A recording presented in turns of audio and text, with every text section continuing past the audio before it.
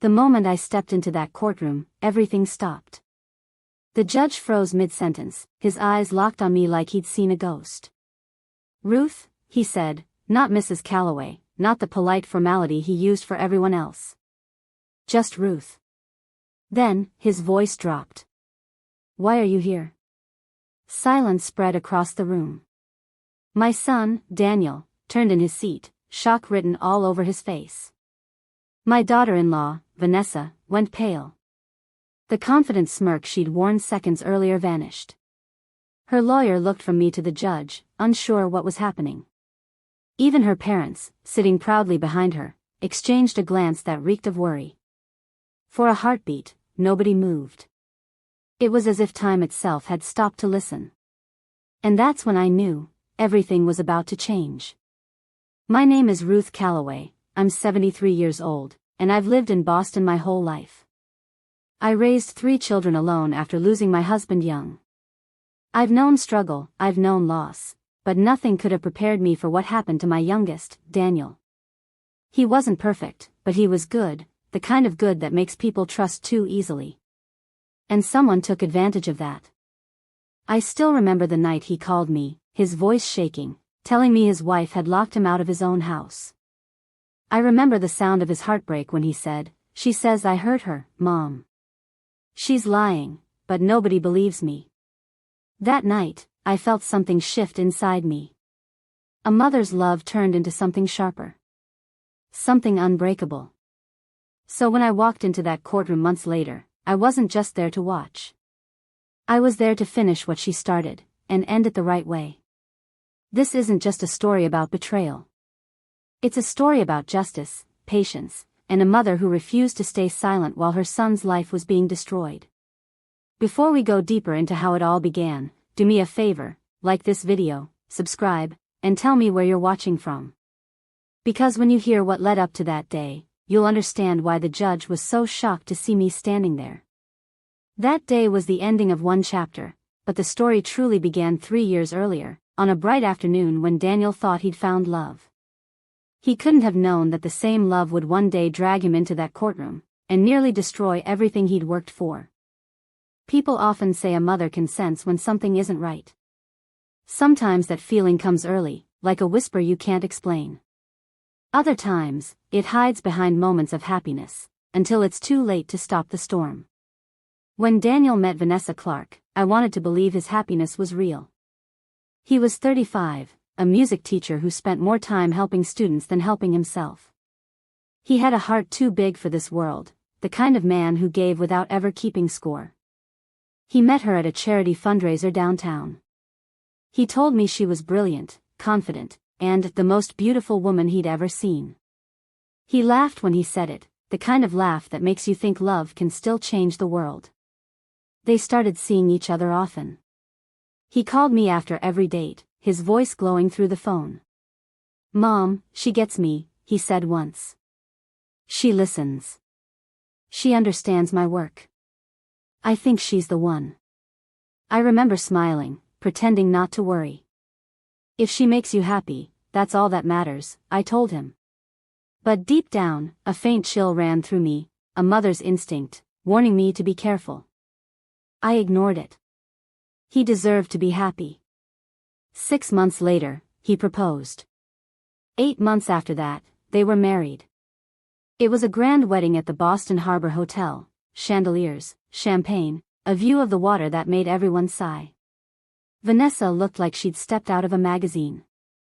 Her family moved through the crowd like they owned the place. Her father, Richard Clark, smooth and proud. Her mother, Patricia, polished and polite. And her younger brother, Trevor, whose grin made my stomach tighten for reasons I couldn't explain. They were wealthy. Old Boston wealth. The kind of people who spoke in polished tones and measured laughter. When they met Daniel, they smiled, but it wasn't kindness, it was amusement. At the reception, Richard patted my son's shoulder and said with a chuckle, "Well, Daniel, you won't have to worry about bills anymore, will you?" People around us laughed.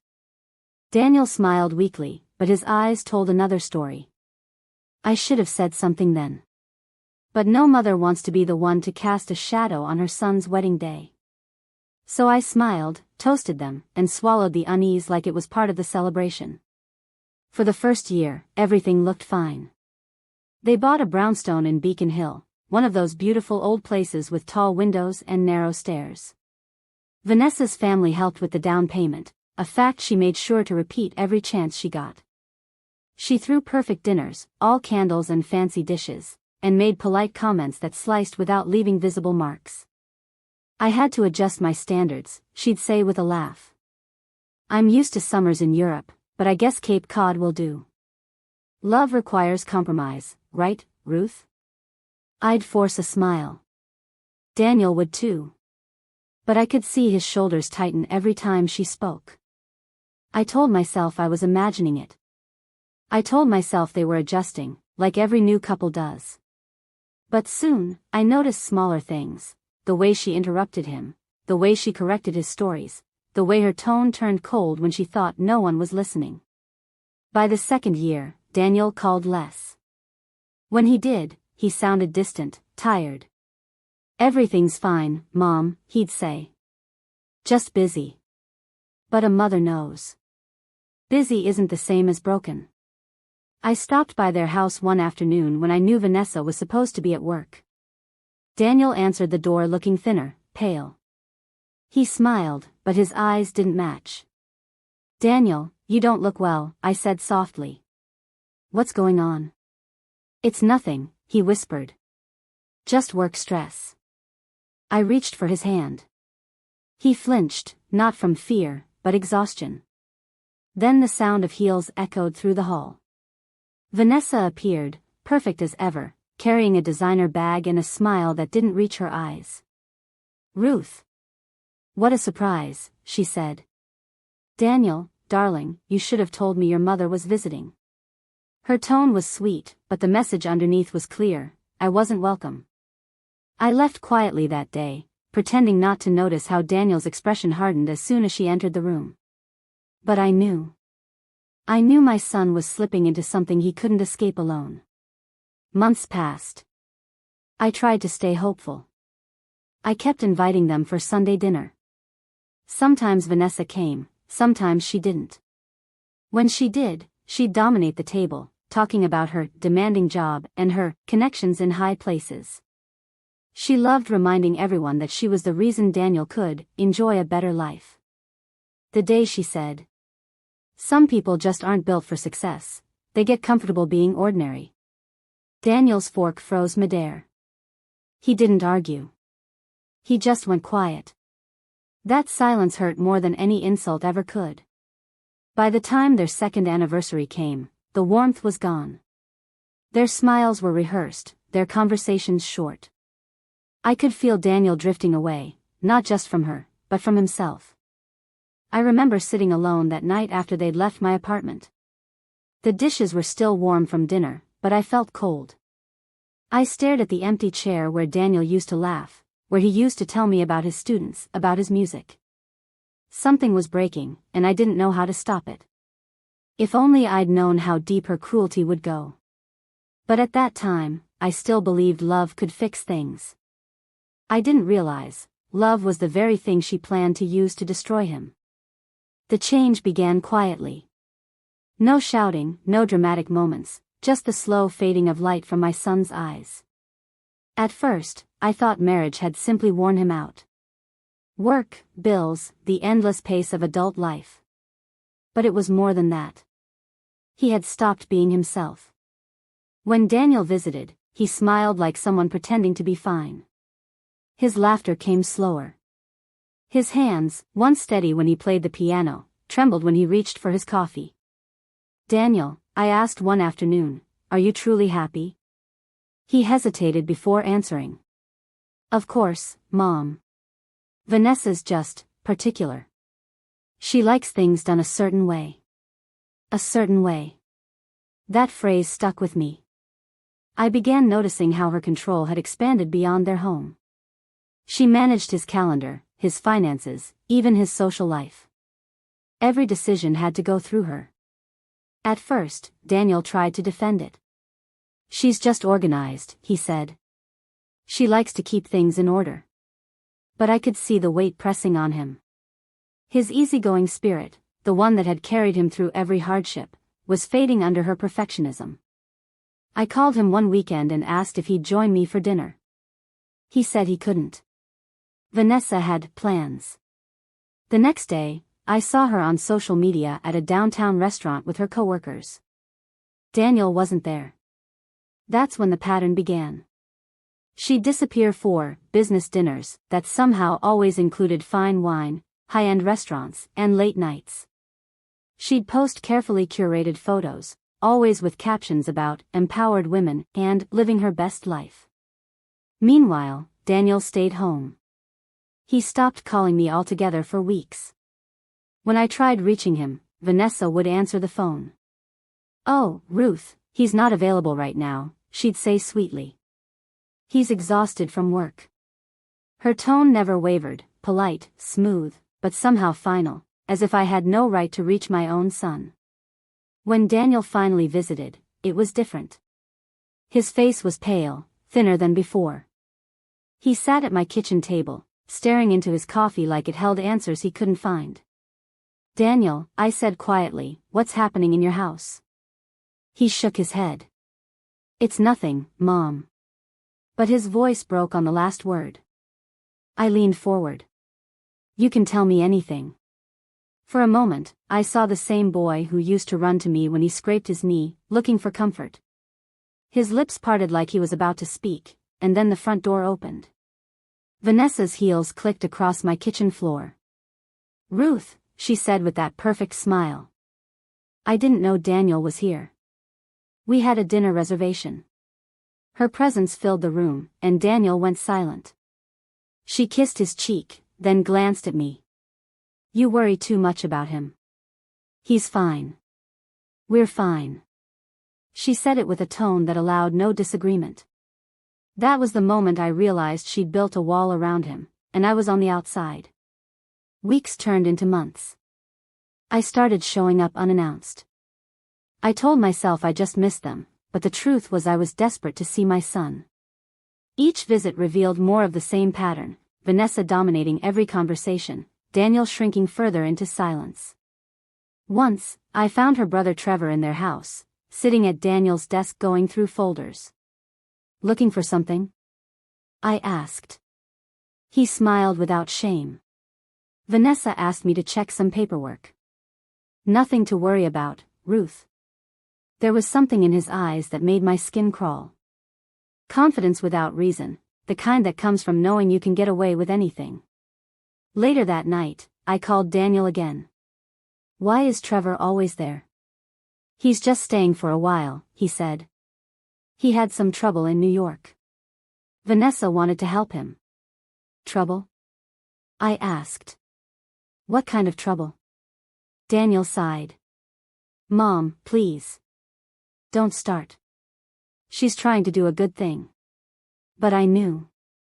The woman I'd watched at that wedding, the one who couldn't help but boast, wasn't doing anyone favors. Months later, Daniel stopped by unexpectedly. It was late, close to midnight. He looked exhausted. His hands were shaking. "Mom," he whispered, "I think I made a mistake." I felt my heart tighten. "What do you mean?" He opened his mouth, but tears came instead of words. He couldn't even speak. Before I could comfort him, his phone buzzed. One look at the screen, and he froze. "I have to go," he said quickly. "Daniel, wait." But he was already heading out the door. The next morning, I called his number. It went straight to voicemail. Days passed. Weeks. I didn't hear from him again until the night my phone rang after 11 o'clock. His voice trembled as he said, "Mom, she changed the locks." I remember standing in my kitchen, gripping the phone so tightly my knuckles turned white. "What do you mean?" "She said I can't come back. She says I'm dangerous. She's accusing me of things I never did." His words came out broken, between gasps and sobs. I drove to his house in my robe, breaking every traffic rule I could.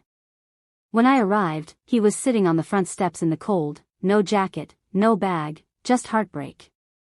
He looked up at me, tears streaking down his face. She said she's filing for divorce. She told the neighbors I hit her, Mom. I never did. You know I never could. I sat beside him, wrapping my coat around his shoulders. We'll fix this, I whispered. You're not alone. But deep down, I felt something awaken inside me, something fierce, something unstoppable. A mother's fear had turned into fury.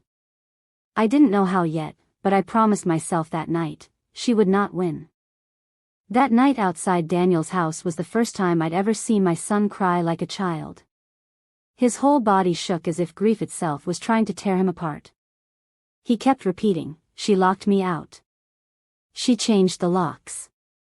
The house that once smelled like Sunday dinners and fresh flowers now had cold windows staring back at him. I sat on the steps beside him, the street lamp casting just enough light to show the ruin in his face. His hands were red from the cold. She said she's scared of me, he whispered. She said I'm violent. Mom, I swear. I know, I said firmly. I raised you. I know who you are. He let out a sound somewhere between a sob and a laugh. She has everything. The house, the accounts, my things.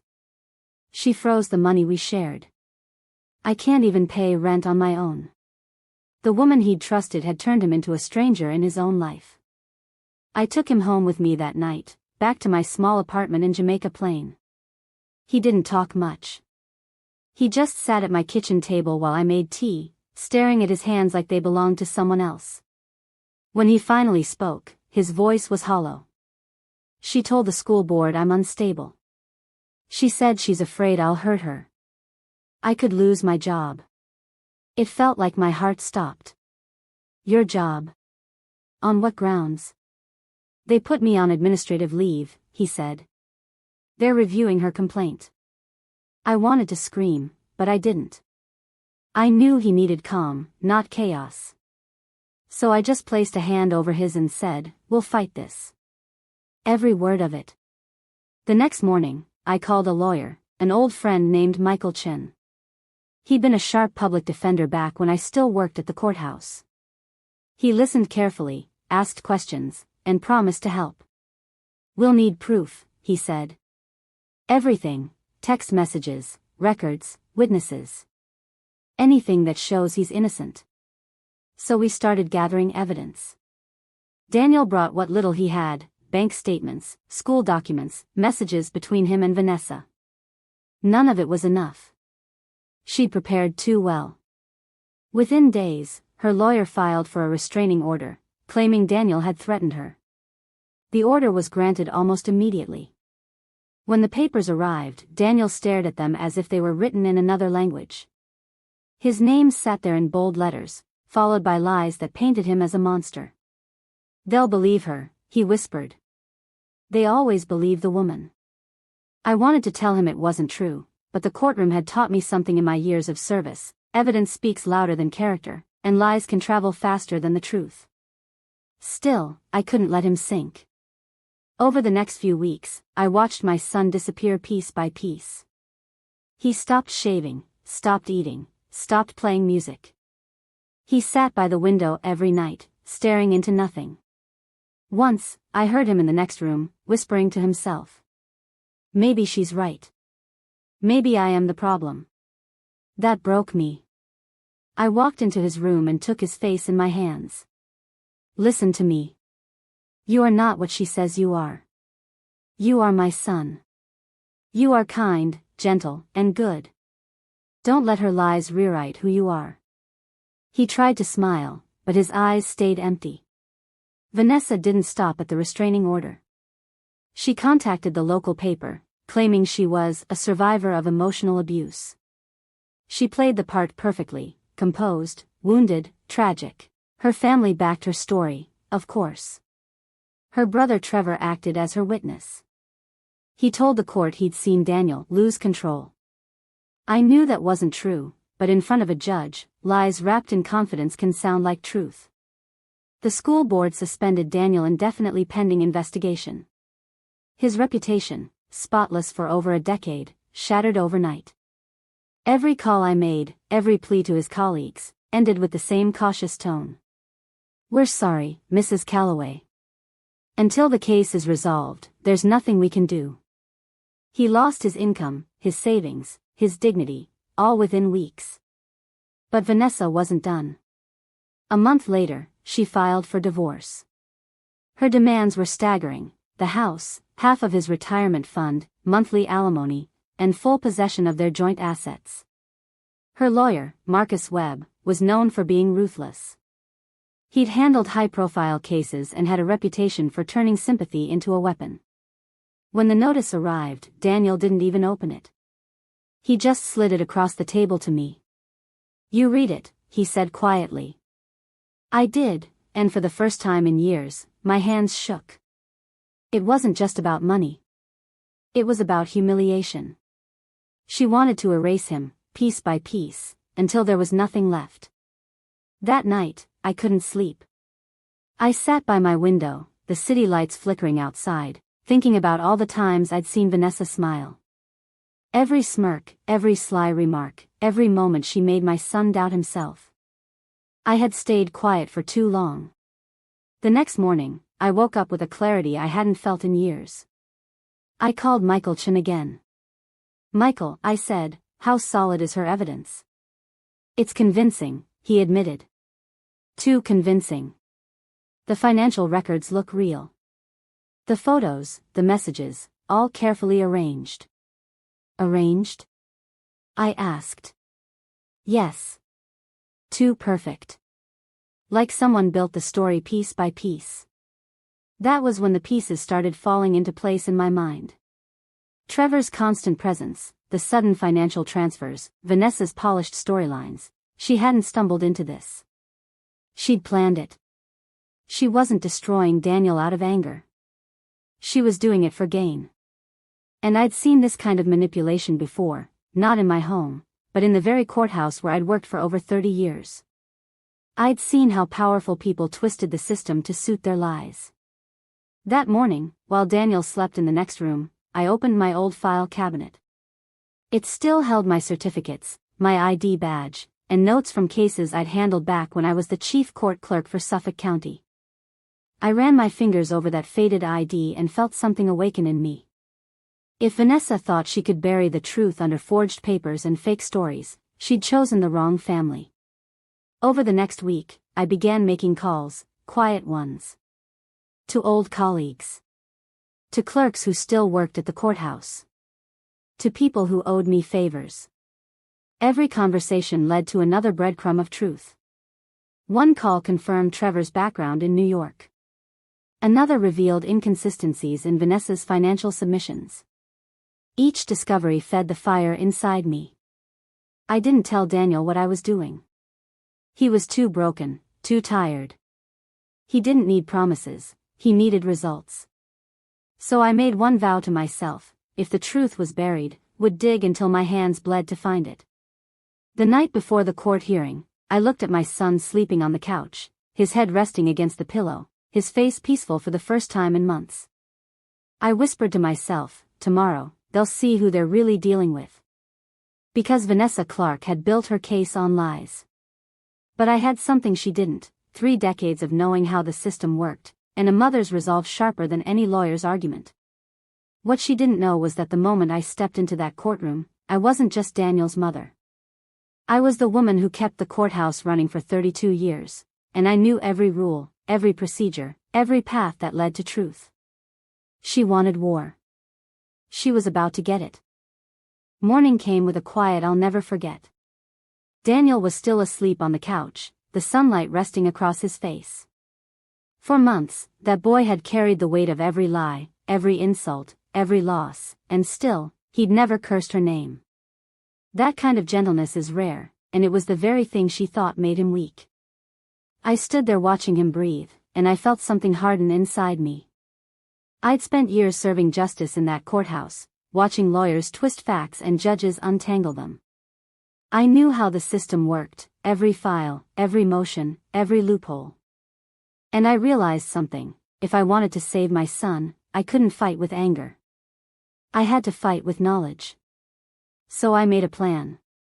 I started at my desk, the same wooden one I'd used since my retirement. The drawers were full of old notebooks, contact lists, and case references.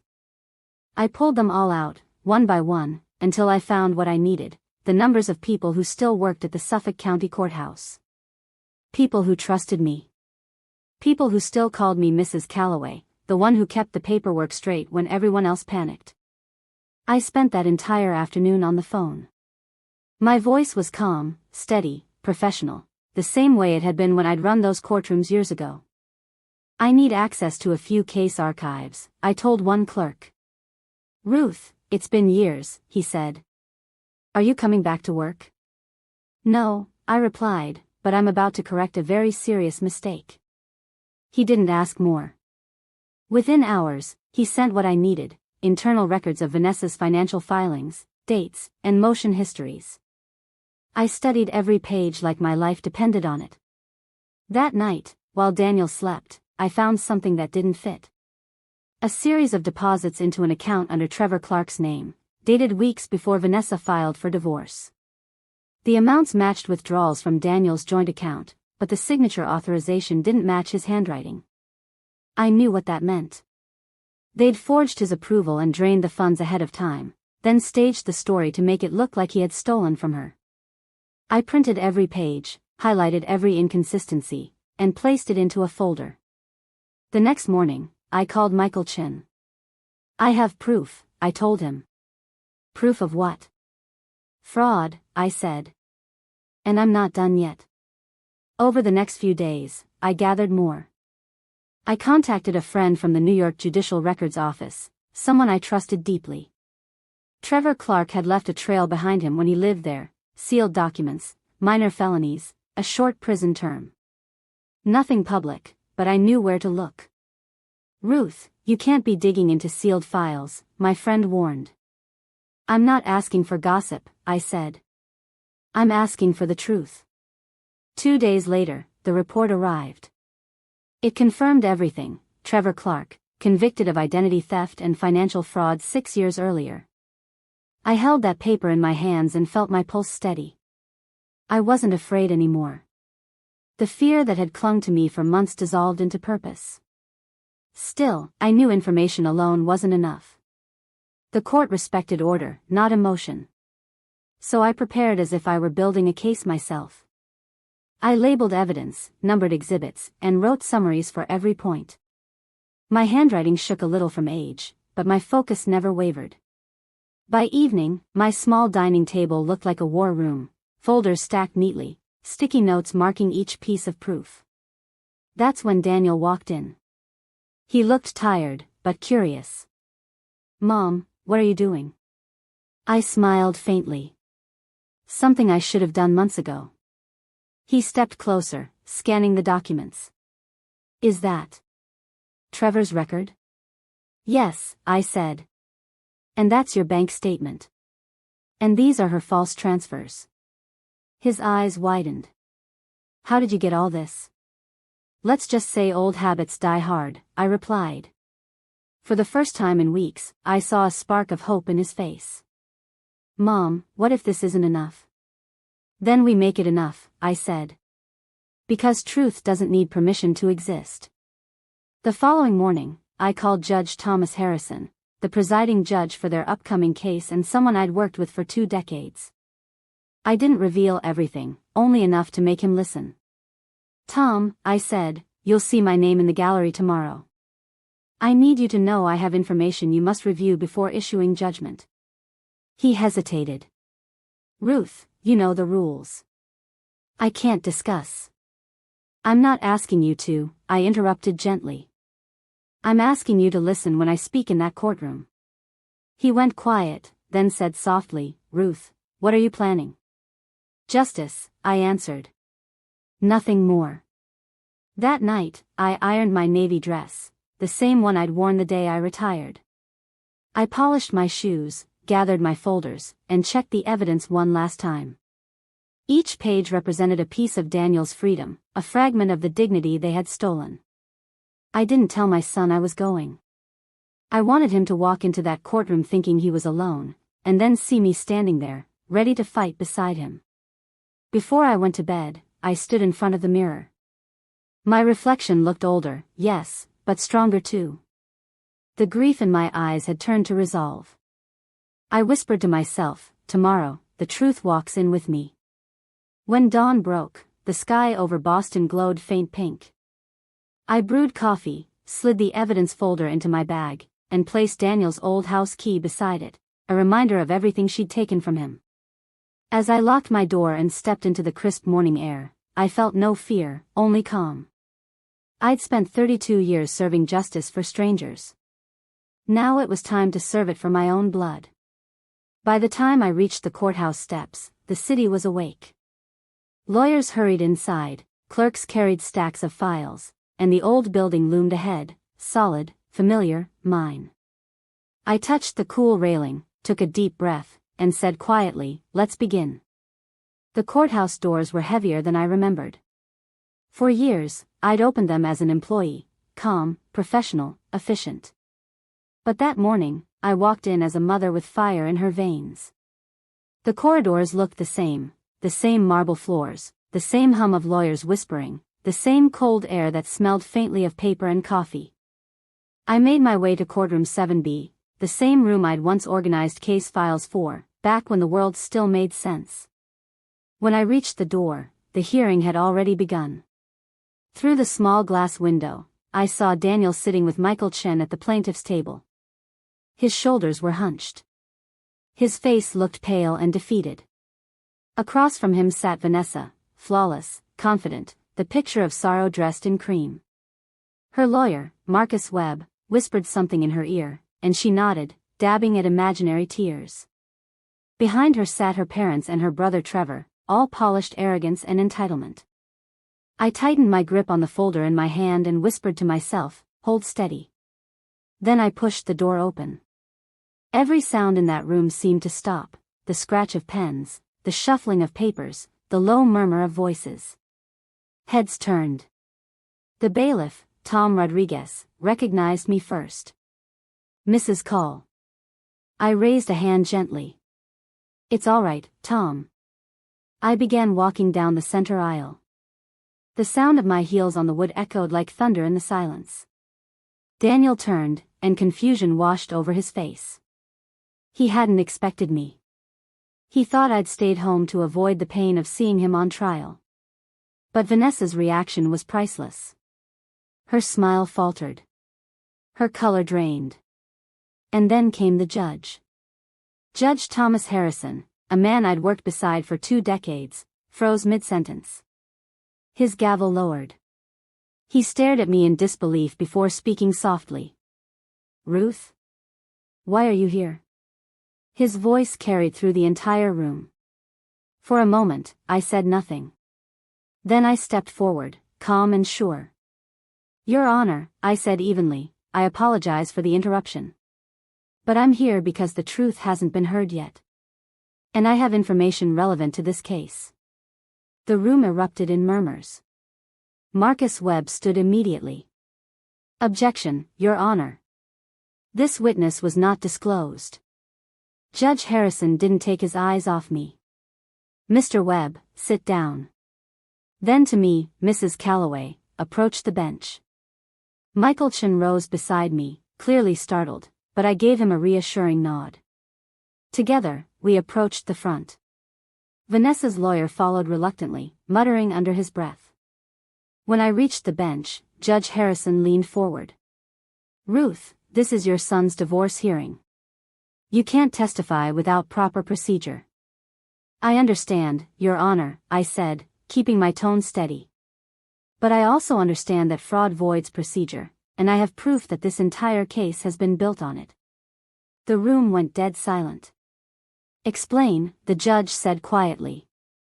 I placed the thick folder on the desk in front of him. "Your Honor, my daughter-in-law, Mrs. Vanessa Clark Calloway, fabricated evidence of abuse and manipulated financial records with assistance from her brother, Trevor Clark." Marcus Webb exploded. "Your Honor, this is outrageous. She's biased, she's his mother." Judge Harrison cut him off sharply. Mr. Webb, you will not interrupt again. He turned back to me. Continue, Mrs. Calloway. I took a breath and spoke with the precision of someone who had lived and breathed the law for decades. For 32 years, before I retired, I served as the chief court clerk for this very courthouse. I know how evidence is filed, how motions are prepared, and how fraud hides in paperwork. When my son came to me broken, I started checking the records. I opened the folder and handed over the first set of documents. Here are the original bank statements showing every withdrawal made from their joint account. None of them bear Daniel's authorization signature. Each one matches Trevor Clark's handwriting. The judge flipped through the pages, his expression tightening. Additionally, I continued, the financial statements Vanessa submitted to this court are altered versions. I verified this through 2 internal sources who confirmed the original data. Then I handed him another paper. And this is Trevor Clark's sealed criminal record from New York State, charges of identity theft and financial fraud. A wave of gasps spread through the room. Vanessa's mother covered her mouth. Her father stared at Trevor in shock. Marcus Webb looked ready to collapse. Your Honor, this is highly irregular. Irregular, the judge snapped, is what your client has been doing. He turned back to me. Mrs. Calloway, where did you obtain these documents? All legally, I said. Through proper channels, with the cooperation of court clerks who confirmed my findings. He nodded slowly, flipping through each page. His jaw tightened as he read. When he looked up again, his tone had changed. Mr. Webb, did you verify your client's claims? Webb hesitated. My client assured me. That's not what I asked. Silence. Judge Harrison took a deep breath. All parties returned to your tables. I walked back to the bench behind Daniel. My son turned to me, tears in his eyes. He didn't speak, but he didn't need to. His expression said everything. Vanessa's perfect posture had vanished. Her hands trembled as the judge addressed her directly. Mrs. Calloway, he said sternly, did you knowingly submit falsified evidence to this court? Her lips parted, but no words came out. Her lawyer leaned toward her, whispering frantically. Answer the question, the judge ordered. She tried to speak, but her voice cracked. I only did what I had to. He ruined my life. That's not an answer, the judge said coldly. Did you falsify documents? Her silence was answer enough. That's when I stood again. Your Honor, there's more. He gestured for me to continue. I held up my phone. This is a recording from Daniel's neighbor, Mrs. Helen Wong.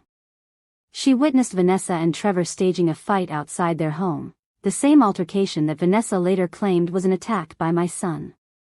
The recording clearly captures Trevor instructing her to fall harder and make it look real. Gasps filled the room again. The judge signaled for the bailiff to take my phone. He played the recording aloud. The sound of Trevor's voice saying those exact words echoed through the courtroom like thunder. When it ended, Vanessa was crying, not for sympathy this time, but from fear. Judge Harrison slammed his gavel. Order in the court. He turned toward Vanessa, his tone icy. You've wasted this court's time, destroyed a man's reputation, and attempted to defraud the system. This is no longer a civil matter. I am referring this case to the district attorney's office for criminal review. Vanessa's lawyer looked defeated. Her parents sat frozen, disbelief written across their faces. Trevor stared down at the table, pale as chalk. Daniel's lawyer rose. Your Honor, I request immediate dismissal of the restraining order and full reinstatement of my client's access to marital property. Granted, the judge said. Then he looked at me, his expression softer now.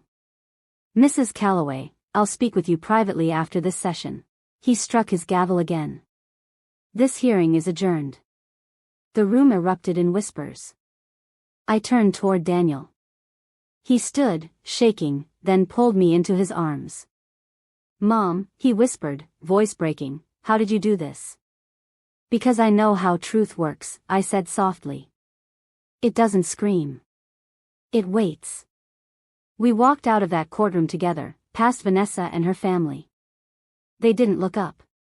For once, their arrogance had nowhere to hide. As we stepped into the daylight, I felt the weight lift off both of us. For months, we had lived under shadows, and now, finally, the light was ours again. The air outside the courthouse felt different that day, crisp, light, almost new. For months, I had watched my son drown in shame and silence.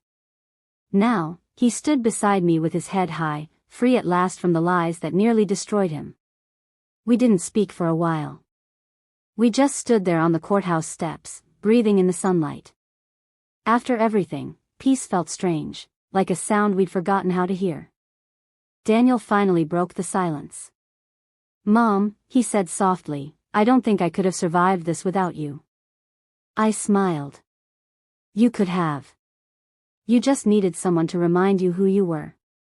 He shook his head. "No, Mom. You reminded the world." In the days that followed, the news spread quickly.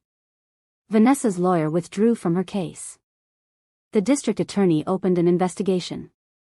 Trevor Clark was arrested 2 days later for fraud and identity theft. His own signature betrayed him, the same bold handwriting that had appeared on Daniel's forged withdrawals. Vanessa tried to fight back, but her lies had already collapsed. Her employer placed her on indefinite leave. The people who once admired her success began to whisper about the truth. When the final ruling came, the court awarded Daniel full ownership of the Beacon Hill house. The divorce was finalized without alimony. The judge's words were firm: deception forfeits entitlement. The restraining order was permanently dismissed. His record cleared. His name was restored. And my son, my kind, gentle son, began to heal. 3 weeks later, the school board called. They issued a formal apology and reinstated him. His colleagues sent letters of support, apologizing for believing the worst. I could see him slowly return to life again, his laughter, his music, his quiet warmth. One evening, I heard the piano playing from the other room. The melody was calm, filled with something I hadn't heard in months: hope. I stood by the doorway and listened, tears gathering without warning. He looked up and smiled. "You always said music heals everything," he said. "I said it helps," I corrected, smiling through the tears. "The rest is up to us." As for Vanessa, justice took its course. She accepted a plea deal, probation, fines, and community service. Her arrogance had vanished. When she stood before the court for sentencing, I saw a woman stripped of everything she had used to hurt others. Her parents couldn't look at me. Her mother wept quietly, and for the first time, I felt no anger, only pity. Trevor, on the other hand, went back to prison. Some lessons can only be learned behind bars. Months passed. The noise faded. Daniel moved back into his house, repainting the walls, replacing the memories with new beginnings. Every Sunday, he came to my apartment for dinner, just like he used to. We cooked, we laughed, and sometimes we sat in silence, just grateful for the calm. Then one evening, he told me something that made my heart swell. "Mom, there's someone new," he said. "Her name's Rachel. She teaches art at my school." I smiled. "Does she make you feel at peace?" "Yes," he said simply. "She's kind. Honest. Real." I reached across the table and took his hand. "Then that's all that matters.